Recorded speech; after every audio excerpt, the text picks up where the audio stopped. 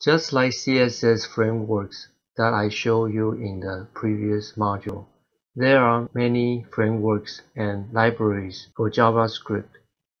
Nowadays, these frameworks and libraries have become a necessity for web developers because modern websites have become a lot sophisticated and you don't want to reinvent the wheel. So using the popular JavaScript frameworks is a sure bet.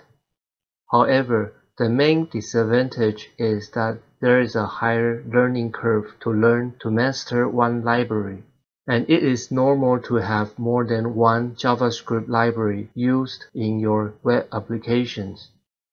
Every library is very different from its size to its complexity, and the same library could have multiple versions, and the latest version might not be compatible with the previous version, so your existing code might not work properly.